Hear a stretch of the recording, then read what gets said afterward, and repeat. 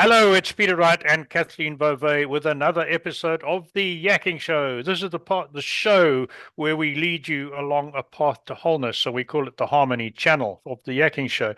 We lead you along that path by bringing you expert guests who help you in matters spiritual, physical, emotional, and all sorts of other ways. Today's guest will be no exception. But first, let's introduce co-host Kathleen. Hi, Kathleen. How are you today? Oh, I'm doing great, Peter. Thank you. And thank you also very much for tuning into our show. We so appreciate having you. And as Peter mentioned, we do have another special guest with us today. We're so privileged to welcome Kelle Sparta to the show. Hello, Kelle. How are you? Hi, Kathleen. I'm great. I'm so excited to be here. Now, Kelle is a transformational shaman. She is the Yes. author of The Overachiever's Guide to Spiritual Awakening.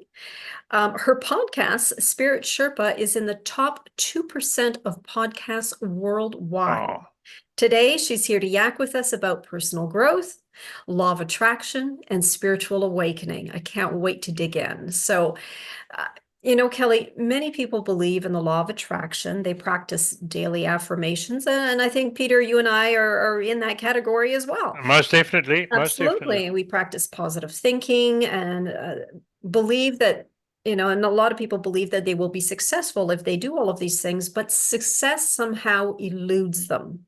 So what might you say is going on here? So great question, because this is one of the biggest challenges that people have in this work. Mhm. And so the very first thing is that a lot of people are practicing affirmations, as you were talking about, and their inner BS meter goes off, right? It's like, oh, I'm already doing this. And they go, yeah, right. Right. So you've got you're already fighting on your insides with what your intentions are. And so that's issue number one. Issue number two is that you may have a limiting belief about what you're willing to receive. And for a lot of people, especially if they've come out of challenged environments in their childhood and things like that, they have a hard time receiving love. And manifestations and love often get commingled, right? In terms, they get conflated. And so when you can't receive love, you have a hard time receiving the manifestations you're trying to create. And then you'll also say things like no to the manifestations, which is another piece of the puzzle I see a lot. People will say, oh, I want to manifest more money. And then somebody will say, I'm going to take you out to lunch. And they're like, no, you don't have to do that. And it's like, yes, you do, if you're going to say you wanted more money, because spending less is having more, right? So, they'll not see the ways in which the manifestation is coming to fruition in their life. And when you say no to the little things, then the big things don't come, because you've just said no to it often enough that the universe goes, okay, well, when you make up your mind, you let us know, right? And so there's a lot of pieces and parts that go into this. And then the primary thing that I don't see people doing is embodying the energy of the person they will be when they have the thing they want. Because this is an easier and more complex at the same time path to your manifestation. So when you think, oh, I already have this, your brain goes, yeah, right.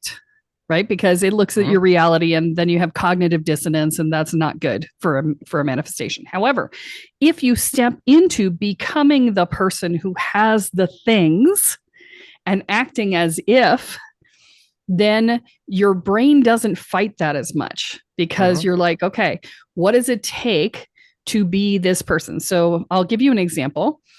In January of this year, I had somebody do a reading for me, and they said, you're going to be a household name by the end of the year. And I was like, what? It was like a little bit of panic that showed up for me, because fame was never my goal, right? And so I had to look at where that panic came from and see, why was I panicking? What was it about fame that was scaring me? And then I needed to look and figure out what the limiting beliefs were. And I had fears around safety and freedom and all of those pieces that I had to address. And then how do I step into, what does it look like to live a life where you are a household name, right? And so I had to look at that in my life, because I'm stepping into a new identity, right? And so part of that is, you get recognized on the street. And how do you feel about that? And you get you go out into the world, you make a lot more money because you're a well-known name, right? What do I do with all that money? I had to figure that out, right? And to figure out what was exciting about it and not just what was scary about it for me, right? I had to get myself in alignment with wanting what was coming for me so that I would be not likely to sabotage it when it showed up, right? This is the piece, is that you have to get into alignment as a person with being the person that has the things that are coming. But right? that's more difficult to attain, isn't it? Like, it's one thing to say the affirmations and then you're right because your subconscious says, oh, you're full of it because it's not happening. But it's in my way of thinking, it's a little bit more difficult to have or express the feelings or have the feelings of that person that you want to become or the success you want to be. How do you do that? How do you? I disagree with that statement because think about this for a minute. When you are, let's say you're having a child, right? If you're pregnant as a couple, whichever side of that you're on, you are setting expectations for who you're going to be as a parent.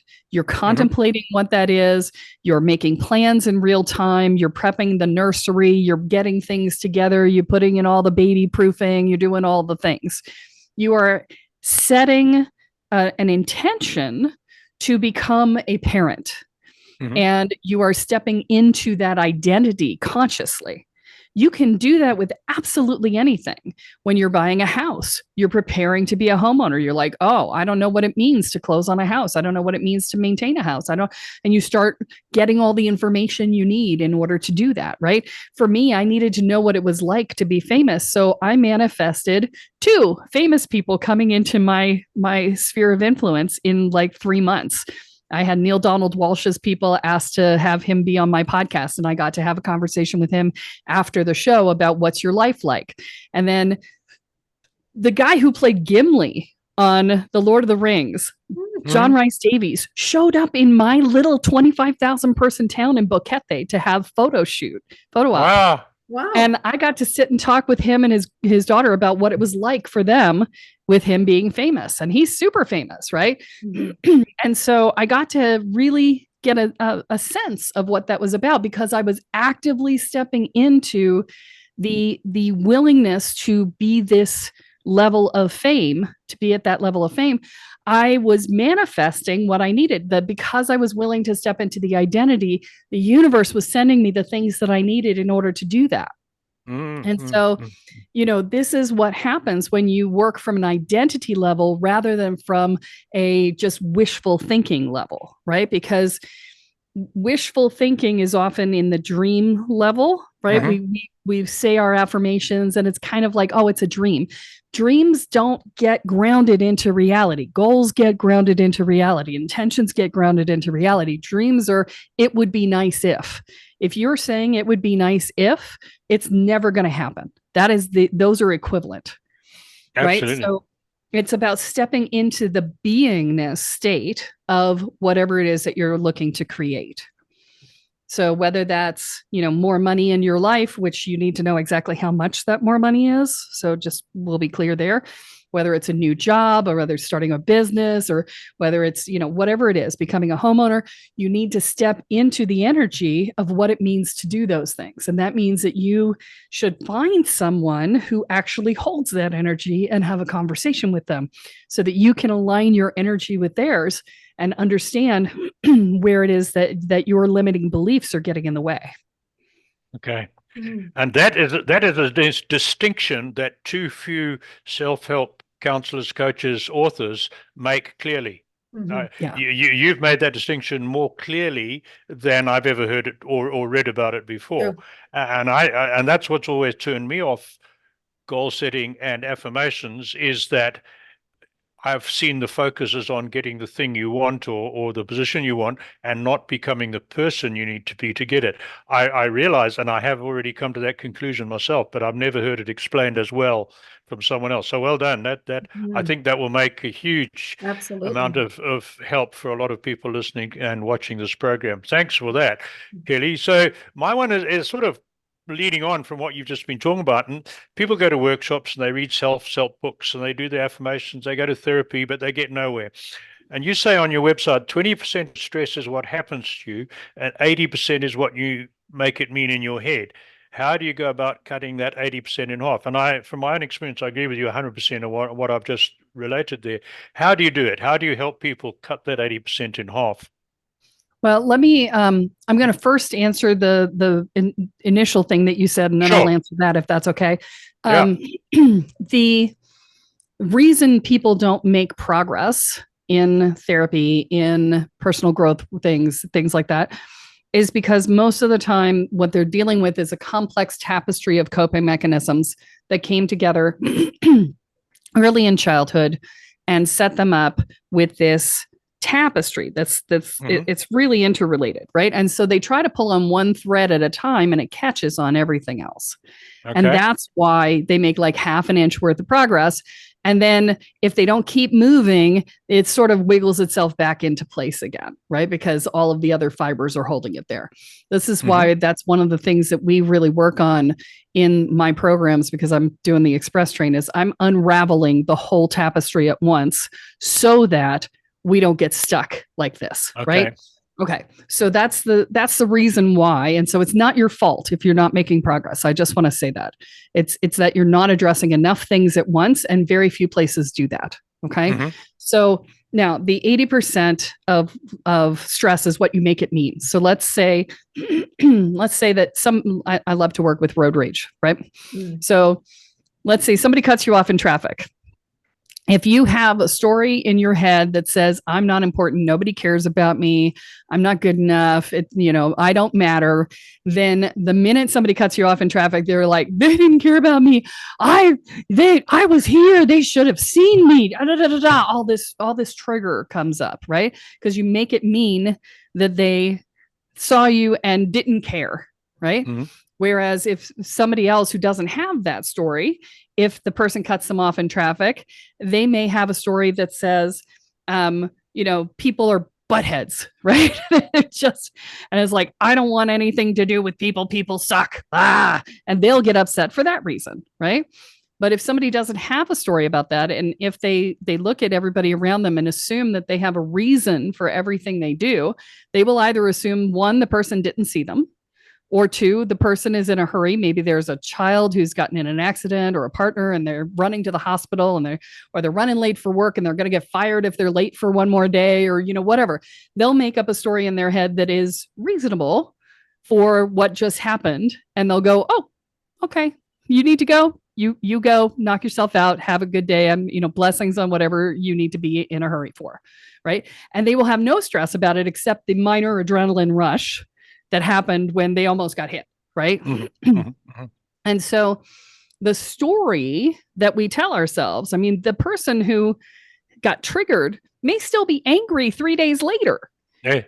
Right? They're holding that experience with them because they got upset, and it built into their story about what was true for them. Whereas the person who just said, well, whatever, you must have a reason, they've completely forgotten about the incident by the next day. Right? Maybe even by several hours later, they probably have forgotten about it because they moved on and it wasn't relevant. Sure. Right? So that's where the stress comes from. I agree. And just to add to that, the one who makes a story about it and gets stressed about it, that could very well ruin the next interaction they have with a totally innocent person, right? If they're on their way to a meeting and they get cut off, they're in the wrong frame of mind, they probably ruined the outcome of that meeting, the outcome they wanted of that meeting. And that compounds. Now they've ruined that. They've had two bad things in the day. If it's a man, he gets home to his wife and starts moaning at her. And it gets worse and worse. So I see what you're saying. Okay, good one. Thank you. Yeah. Right. Oh my goodness. So why do people live their lives in a constant state of flight or fight?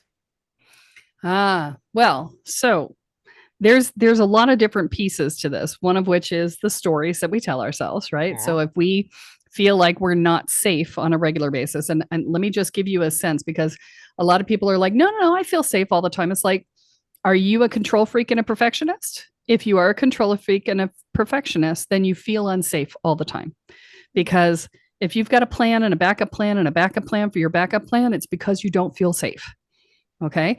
And so the safety factor is huge in people's lives. And you feel unsafe because either you grew up in an environment that wasn't safe, or you had if you had neglectful, it doesn't have to be abusive. It could just be that you weren't sure what was going to happen from moment to moment. I grew up in a military family, so we moved every year or two.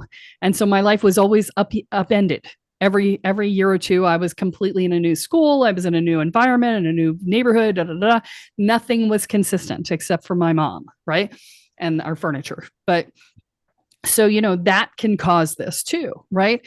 And so whenever you have a fear around safety, then you have a, excuse me, an issue around, wow, I just went blank. What did you ask me? I had a place I was going with this. We were talking about the state of flight or fight. Fight or flight. Thank you. Yes. Yes. And so that the lack of safety takes you right into fight or flight. And so there's that. And then there's the energetic piece that goes along with that, which is that when we feel unsafe, we will cut off our crown and root chakras from energy connection to the universe and the ground. And when you don't have an energetic connection, then you don't feel like you're part of things and you don't feel like you belong, and that amplifies the problem. If you are an empath and you hold your energy field out way far into the world and everybody's inside your energy field, you will feel unsafe because you are subject to everybody else's emotions and upset and everything else. So energetically, that creates that. And then there's also a physiological response that happens that causes us to be in fight and flight. And that is when your vagus nerve is overstimulated, you can end up in fight or flight or freeze. And you do that because you're in your parasympathetic instead of your sympathetic nervous system. And so doing a vagus nerve reset, which you can find anywhere on the web if you Google it, but doing a vagus nerve reset regularly, especially if you have been in this state for a long time, and this state will cause generalized anxiety, it'll cause panic attacks, it'll cause all kinds of fun stuff. And so resetting your vagus nerve on a regular basis over and over for weeks, months will be super helpful to get your body out of the habit of being in the fight or flight or freeze response. Oh, interesting. Okay. Very interesting. Very interesting. Tell us about spiritual awakening. Yeah, this one's my favorite. So here's the interesting thing. So my mother raised me in the New Age movement. I've been in this world for about 50 years at this point, 50. Yeah. She started me when I was 5. And so I've been watching this world for a long time. I've been part of it since the 70s. Okay. And so the thing that is happening right now is that spiritual awakening, when I was young, spiritual awakening was, oh, I've got a hint of, my guides might be talking to me, or, it was very light. Mm-hmm. It was very light. And in the last 7 years or so, that spiritual awakening is far more significant than it has ever been in the last 50 years, in my experience.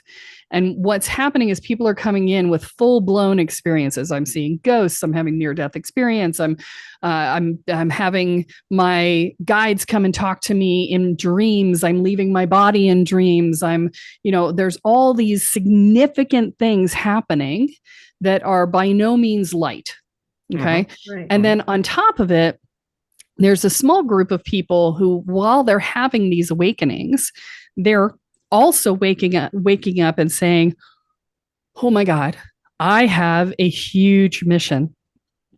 It is massive. I have no idea what it is or what I'm supposed to do to get ready for it, but I know I'm late. Mm-hmm. And there is that experience is happening to 100,000 people right now on the planet. And those 100,000 people, my guides, and I've talked to some other people who have this number as well. And so we've each gotten it independently.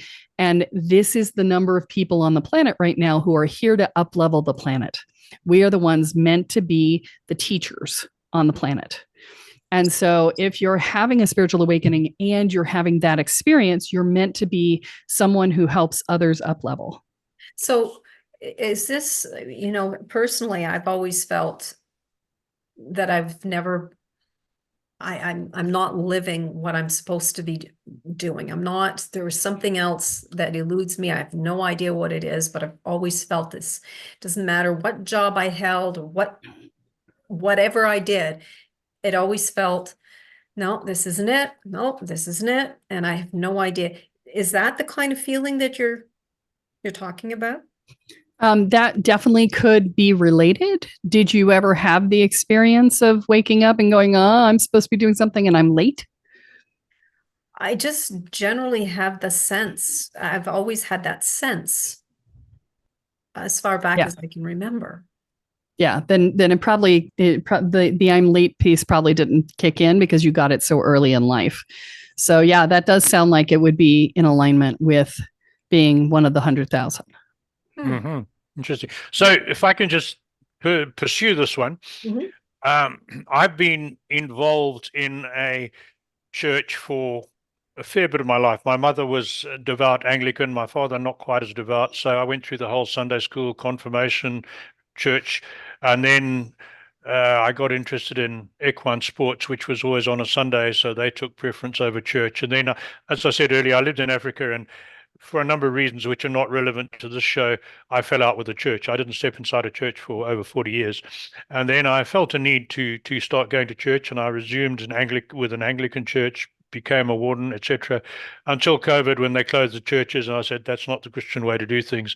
So I joined another church that stayed open through all that, and that church has grown hugely. It's sort of quadrupled in size since the shutdown, and I find attending that church very valuable. I also find when you're talking about a spiritual awakening, there seems to be a split amongst Christians, and I can't talk for the other religions and faiths. Some people have turned away from the church in the last 7 years that you're talking about, but a number of people have turned either back to the church or found the church in that period. Is this all part of this whole transformation you're talking about?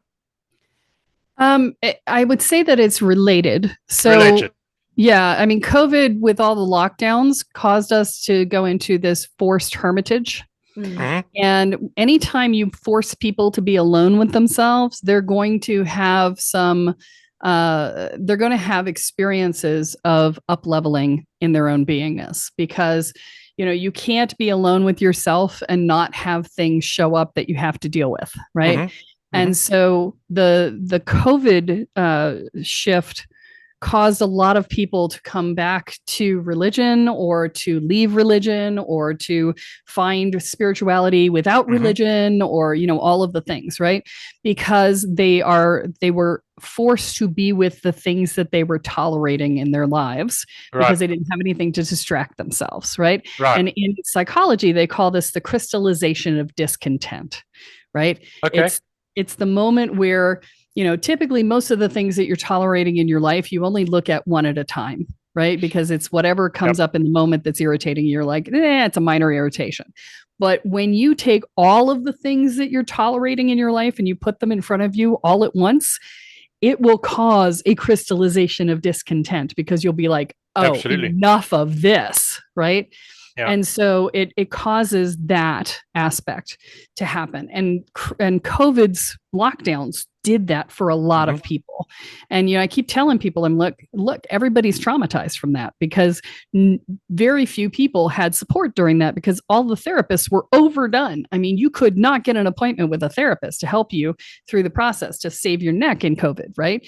And, there was no help for all of this, and people don't have the vocabulary and the knowledge of how to walk themselves through those experiences. And so it was very traumatizing for a lot of people. And that has caused the uptick in Karenage that we're seeing around at least in the US, with all the videos that we're seeing. But it's because people are super traumatized and they don't know how to let out all of that upset. They didn't know how to process it. They don't know how to let it out in a healthy way. And so it comes out sideways all over other people. Right. Yeah. Would you say that, sorry, Kathleen, would you say that a lot of people were looking for hope, and that's why they've turned to what you're talking about as well? Mm-hmm. Yeah, they're looking for hope, or a emotional salve, right? Yes. They're looking for soothing. And churches represent a parent and presumably a loving parent, depending upon which church you're going to, but Sure. a loving parent that will help and soothe you and guide you and protect you and all the things. And so the more unstable the world becomes, the more people tend to turn to religion to provide that emotional support. Sure. Right. Yeah. Right. Can you tell us about the energy scans that you do, including the business energy scans? How does that work? Yeah. So what it's called is a spiritual evolution energy review. And we do that both for personal and for business. And if your business is small, the business one is an expansion of the personal one, because your energy is what is holding the energy of the business when you're a small business owner. And so what we do is we take a look from the outside and see what the outside influences are. Then we drop into the aura and see what see what's going on in your life right now, because the aura is a representation of that. And then drop into each of the chakras individually, from the seventh chakra down to the first, and see what the blocks are that are there that are forming those limiting beliefs we were talking about earlier with manifesting. Right. And what those blocks are, how they're playing out in your life, and how you can fix them. If there's a quick fix, we give it in the moment. If not, then we talk about it at the end and how you can address it from there. Most people have between 1 and 3 themes associated with their scans and what they're doing. And so we address that and say, here's the themes, and then what's the order of operations for addressing the issues, because sometimes a block is there, but it's actually just a function of another block. And so there's no point working on it. You just work on the other one and this one will go away. Right. And some of the ways that we resist growth in our lives is by working on the blocks that are symptoms rather than the ones that are causes. Right. And so that helps to remove that level of resistance, right? And in a business, we'll also talk about how those blocks are impacting your business, your income, your employee relations, all the things. If you're in a larger business and you're looking to get an energy review done, then what we're looking at is, on a larger scale, how the different departments functioning, how are they interacting with each other. If you have a new marketing initiative you're looking at, we can give you an idea of how that's going to work. If you're looking at a merger or an acquisition, we could talk about that. I had a client once who was looking to be brought in as an equity partner in a family business, and he had me look at it for him. He was going to be relocating his entire family to another part of the country and doing the whole thing. And he hadn't told me it was a family business yet. And I was like, this is a family business, right? He's like, yeah. I said, okay, so here's the deal. I said, you need to ask more questions about the money. I said, because somebody in the family is skimming money. They're embezzling from the company, and the company is not solvent. Oh my. And he's like, what? I said, you need to not do this, because this business is not solvent. It's going under. It should already be under, but they don't know that they don't have any money. They said, you need to ask some more questions, because they will figure it out when you ask the questions. And sure enough, he asked the questions, and it was an uncle who had embezzled like $60,000 or $80,000 from the company. And the company, in fact, closed 2 weeks later. Wow. Yeah. So that sort of thing is some of the stuff we can do, right? Wow. Yeah. Wow. You also refer to spiritual addiction. So tell us more about that. Yeah. So there are stages that everybody goes through in their spiritual process. So you start off with, there's got to be more to life than this. And then you move into, well, let me look and see if the spiritual world has anything that's relevant, whether or not it actually works. And then you go, holy crap, this stuff actually works. I must invite all my friends out and make them go to classes with me so they don't think I'm nuts, right? And so that's the discovery and proof and proselytizing stages. And then the third stage is prove it to yourself and orient to the work, right? Orient to the spiritual world, right? So you've proved that it works for other people. Now you're looking to prove that you can do it too. And in doing so, you're also trying to orient to the spiritual world. If you stay too long in that stage, your orientation period will turn into a spiritual addiction, where you're just consuming information as much as you possibly can. And that stage can go on forever, because there's so much. I've been studying for 50 years, and I would say every month or two, somebody asks me a question about something I've never heard of. So, I mean, you could just stay in that stage forever, Sure. just consuming information. The key to getting out of that stage is to recognizing that the answer to your problem is not outside of you. You are your own answer. You are the magic pill that you've been seeking outside of yourself. And so to get out of that stage, you have to admit that and then go into the next stage, which is retreating for some self-reflection and learning how to do self-inquiry work and work on yourself and recognize that your belief structures are what are creating your reality and things like that. Right. Mm-hmm. So, Kathleen, can I dive in? I know we're getting close on time. Yes, we are. But Kelle is probably the best place of any guest we've ever had to answer this question. I've been dying to ask somebody with the knowledge that she's got, so I'm going to go for it. Why, with some people, does past success not repeat and lead to endless frustration? And I'm guilty of this myself, and I don't mind burdening my soul and saying I've been highly successful on 3 separate occasions in the past, once as a corporate manager, twice as with my own businesses, and then with a huge change, having to come to Canada, losing everything in Africa, I've had great difficulty in repeating that success in a new country. Now, well, have you come across this before? And I've seen it with other people as well, who've been way more successful than I have, lost it for some reason and can't repeat it. What's going on here?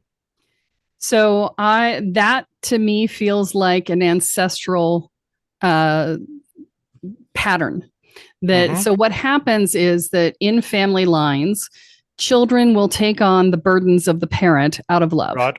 You know, it's like, oh, my parents got divorced. I'm gonna make it my fault, and I'm gonna, whatever, right? And I'm gonna make everybody feel better, and I'm gonna love them and try and make it all better. And of course, you can't, because you're not empowered in that space. That's not your responsibility. It's not your job. But when that pattern gets passed down from generation to generation, it becomes an ancestral lineage issue. And so when you have a pattern in your family, and you'll know whether or not this is true because you'll see this in your higher up lineage. So when you look at your parents and your grandparents, did they have a history of success and then failure, and success and then failure, of up and downs and up and downs? Has that been a history for them? When you look at that in your lineage, does that feel true? So not really in my case, no. Not in your case. Okay. So then so you said that you moved to another country and that's when things didn't work for you, right? Correct. Okay. So then the thing that I would say there. Sorry, let me qualify that. Not yes. didn't work as well, right? Okay. So you're having a harder time in another country.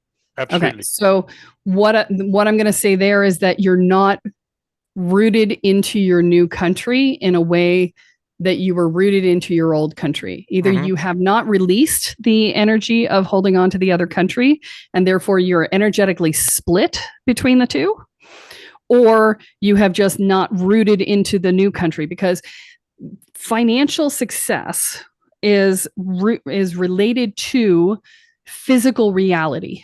Because on the spiritual, money just doesn't mean anything, right? Financial success is rooted into physical reality. So if you are not rooted into your new country, then your new country cannot deliver the level of success to you that you would have gotten in the other country you were rooted into, because you're not associated with the physical reality, right? Yep. So, if you want something more specific, I could tap into your personal energy and take. No. I was asking if you come across it, and just to complicate it further. In my case, the success previously was in 2 totally different countries then, right? Now it's the third one where it's not working. But anyway, I don't want this to be about me. I was just getting your opinion on that phenomenon, which I've noticed with other people, sometimes in the same country. But let's go back to Kathleen. She's got something important to ask you. Well, yes, we want to hear about your WOO programs, WOO programs. Yes. So I have a series of programs called Welcome to the Woo, Woo Squared, and Woo You. And they are, the 3 of them together represent 25 years worth of personal growth work and about 12 years worth of energetic training. And, when I say you're stepping on the express train with me, you are absolutely stepping on the express train, because you can do it in 2.5 years. And so, people go, oh my God, that feels like so much, except that it's really not, because 98% of the time that you spend working on yourself is spent looking for what do I need and where do I find it? and will this work for me, sort of thing. And so I just remove that and just give you everything that worked. I spent 25 years myself writing these programs because I went through the work myself, and every time something worked, I wrote it down, and that's how we got there. And so the first program in the series is called Welcome to Woo, and it deals with fear and anxiety, worry, dread, self-doubt, inner and outer judgments, and building a foundation of self-support and courage. And it also teaches you how to manage your energy field, how to hold your energy field, how to clear your energy field, how to protect your energy field, how to protect your home, how to talk to your guides, do basic divination, how to, basically all the foundations of everything you need in order to be energetically conscious and aware as yourself. And that's 4 months long. We cover all of that in 4 months, and we guarantee to cut your stress levels in half in that 4 months or your money back. And I'm in 7 years of running this program, I've had 0 people ask for their money back for that. Really? Very good. Yeah. Oh, excellent. Oh my goodness. So, yeah. And so, I keep mentioning the boundaries for empaths. I mentioned the empath piece, right? So I want to mention my boundaries for empaths program because that's free. And you can get that on my website if you go to kellesparta.com, spelled like you see it on the screen, Kelle. And on the right, if you click on the blog, on the right-hand side of that, you'll be able to get to the Boundaries for Empaths program, or we're going to give you the link in the show notes too. Sure. But some platforms don't have show notes, so I'm telling them how to get there. But that's a free e-course to show you how to not have to be overrun by other people's strong emotions, how to not be overwhelmed in your day-to-day life around other people's energies, and how to be more focused and solid as a person. So it's super useful, and it's got like a 40-minute conversation coaching call about it too. So we teach you how to do it, and then we talk a lot about it. Fantastic. Very good. Peter, I think you have one question that you really want to ask. I know, and I know we're pushing the time, but yes, but with someone like Kelle, yes. we could go on for hours. So here's what I call my burning question, Kelle. As we sort of spoke earlier, a lot of people are negative. They still haven't recovered from the lockdown, COVID, and that. We've got the Middle East, Ukraine, inflation, politics. It goes on and on. We're not negative. Kathleen and I are certainly not negative, but I know a lot of our audience, a lot of people out there are. So we try and ask all our expert guests for one tip. What's one thing you could tell people to start doing today that would lead them on a more positive note and help them find happiness in the days and stop worrying about what may or may not be coming down the track ahead? What's one thing? Yeah, stop borrowing other people's pain. So, this is the thing I see a lot and social media is terrible about this. Yep. It'll keep feeding you all the negative stuff and all of the things. And as empaths, we feel like, I need to feel the other people's pain. And this is the same thing I was talking about with the ancestral stuff. You have no power over the pain that you see happening on the internet. No. You have 0 power over it. You cannot take responsibility for something you have no power over. It is a recipe for misery and negativity. So you have to do what you can. I'm not saying ignore their pain. If you're seeing people in Gaza and that's upsetting you, then, send some money, talk to your Congress people, do what you can, and then let it go. Let it go. Because you can't do anything more. Do what you can and let it go. Focus on what you have control over in front of you. Excellent advice. Very good advice. How do people contact you? Best way is to come to kellesparta.com. And you can just click on the discovery call in the corner there and make a discovery, set up a discovery call with me. I will say that I've got my podcast, Spirit Sherpa. I also have a new podcast called Spirit Guides. Spirit Guides. And it is 5 days a week of content. Wow. So we are doing all sorts of really cool stuff there. And so there's huge amounts of stuff to gather there. Excellent. Wow. Very good. Very good. Good. So from me, Kelle, thank you so much for being on our show. Really, really enjoyed this one. Thanks for all your advice. And to our audience, thank you for listening. And make sure you don't miss out on future guests. We've got more guests coming along. Hop onto the website, yakkingshow.com, and sign up for our weekly newsletter. We just send you one a week telling you who's on this week, who's on next week. That's it from me. Bye-bye, everybody. Kathleen. Kelle, again, thank you so much for being here with us today. It was such a pleasure. I mean, looking at how long we've had this podcast running for, we could have chatted for another couple of hours at least, Oh, I'm for sure. sure. We'll have to have you back at some point in the future. I hope you'll return. And to our audience, again, thank you so much for tuning in. If anyone is interested in being a guest on our show, we invite you to visit us at theyakkingshow.com. All you need to do is click on the contacts tab where you will find a short application form, and we'd love to hear from you. So until next time, take care, everyone. Bye-bye. Bye. Bye.